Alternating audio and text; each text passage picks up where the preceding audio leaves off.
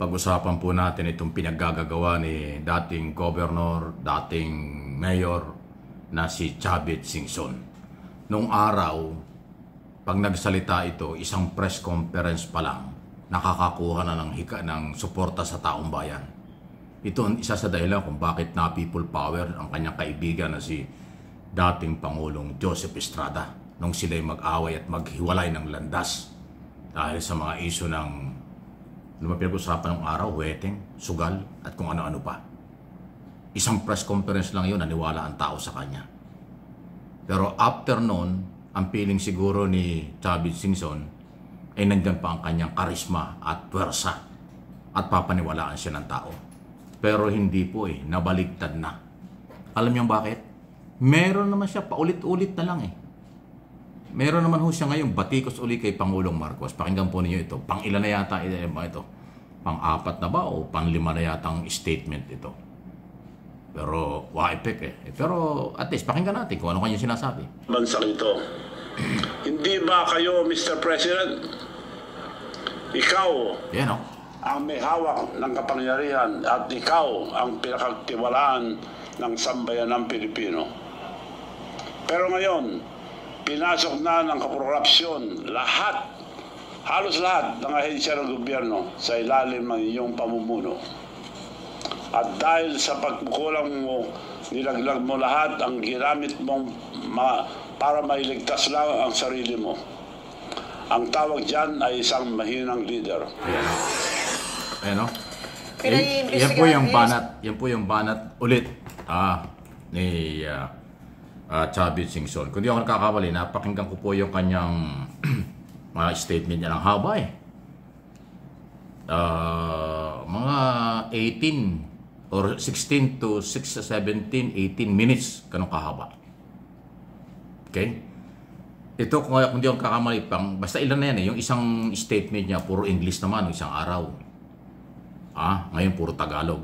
At nang isa ho napansin ko, pasintabi na Mr. Chavit Singson, mukhang walang, pati mga media, wala na rin masyadong lumalapit sa'yo. Maliban lang kung may something. Alam bakit? Hindi na ho press conference ang kanyang ginagawa Sa sarili niyang social media account, doon siya nagsasalita, tapos ipinapublic niya. So, para marami makakita. Parang gano'n. Ang unang statement nito at batikos sa gobyerno ni Pangulong Marcos ay nung bago nag-September 21, nag-press conference siya dyan sa Club Pilipino. Dumating doon ang mga kinatawan ng Duterte supporters, DDS, kung sino-sino ang mga politiko, abogadong kakampi ni Duterte. Akala nila yun na yung magsisimula ng kailang pagpapabagsak sa gobyerno. Wa-epek. Nung magpunta yan doon sa rally noong September 1, sinisigawan lang.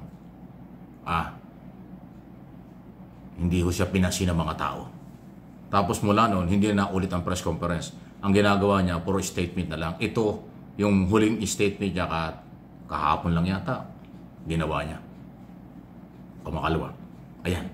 Muli na naman yan sinira at sinisi ang Pangulo. Ganito kasi, ang isa sa napansin ko doon sa napakahaba niyang statement, ayaw ko na parinig ang mahaba. Naging paulit-ulit na lang pinagtatakpan daw ng Pangulong Marcos ang korupsyon. Okay? Ang sabi niya dyan 450 billion daw yung insertion, pero 29 o 26 million lang ang kanyang binito. Parang ganon. Okay? Tapos isa pa sa kanyang sinasabi dyan lahat daw ng mga tumulong sa kanya ay nilaglag na niya. So siguro hindi lang siya. Parang ganon. Parang naniningil na si Chavit Singson. Parang nakatulong siya, hindi siya ngayon binabaliwala na siya. Parang ganyan. So, pag-usapan natin yung budget. Sabi niya, maraming insertion, kaunti lang tinanggal, tapos pinirmahan. Kung yung mga ganito Nung ma-aproban po yung budget for this year, itong 2025, nung December 2024, nakita na ng Pangulo na kaduda-duda yung budget na yan. Galing sa Kongreso at Senado. Nagbuo siya ng kanyang economic team. Pina-review nila yan, kahit weekend nag-review sila. Pero wala nang oras, 1 week na sila nag-review. Hindi kasi aabuti na kasi ng bagong taon, wala pang napipirmahang budget Mas delikado po yun. pag reenacted. Pag after December 31, walang bagong budget. Pagpasok ng bagong taon, reenacted ang budget. Delikado po yun. Yun ang ayaw mangyari ng Malacanang noong December ng nakaraang taon. Kaya after 1 week na ma-review nila, ang nakita 26 or 29 billion insertion, yan ang dinilit. Binito. So in other words, marami palang nakalusot na pirmahan ng Pangulo. Kasi nga, naghahabol ng oras, kailangan mapirmahan bago magbagong taon para eksaktong January 1, may bagong budget under bagong batas. Ganun po yun eh. Yun ang proseso. So, doon sa pagsingit na yun, okay, pinapalabas ngayon ni Chavit Singson at ng mga anti-Marcos na si Marcos ay involved sa korupsyon kasi pinirmahan yung budget. Ayan. Pero yung isong yan ay nasa Supreme Court na. Ayaw ko nang masyadong talakayin pa. Ngayon, ganito. Dahil alam ng Pangulo na mayroong isiningit na mga budget, pero wala ng panahon, kaya kailangan niyang pirmahan para hindi madamay ang buong gobyerno kapag walang budget. Kaya nga, pagpasok ngayong taong ito, 2025, nag-ikot siya sa maraming probinsya. Nakita niya yung scam, flood control, ghost project. At dahil doon, ipinag-utos na niya ang malawakang investigasyon at mga the whole government approach ang galawan. At ito na ngayon. So sa tingin ninyo, may pagkukulang pa rin si Pangulong Marcos. Hindi po ako spokesman ng Malacanang. Sinasabi ko lang ito kasi yan ang nangyari. Okay? Dahil ako ay Pilipino, nagmamalasakit sa Pilipinas, sa mga Pilipino. Ang boss ko ang mga Pilipino. Yung mga nagsasabi sa akin, ang boss ko Malacanang, hindi. Paano ko magiging boss ko yung Malacanang? Ang Malacanang, ang taga-gobyerno, dapat inuutosan natin. Angat ito yung ulo ko sa sinasabi nyo. Ang Malacanang at lahat ng nasa gobyerno, hindi yan boss ng mga Pilipino. Ang taong bayan ang boss ng mga nasa gobyerno. Mula sa Pangulo hanggang barangay chairman. Lahat ng gumagastos at pinapasweldo ng gobyerno, ang boss nila, taong bayan.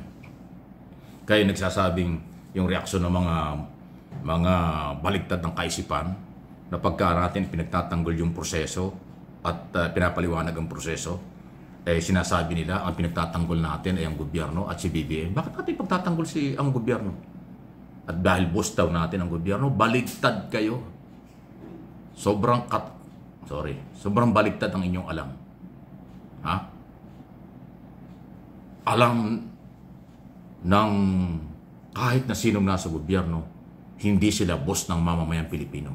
Sila ay trabahador ng gobyerno. Kaya ang taong bayan na nagpapasweldo sa kanila. Ang taong bayan ang boss. Hindi yung presidente.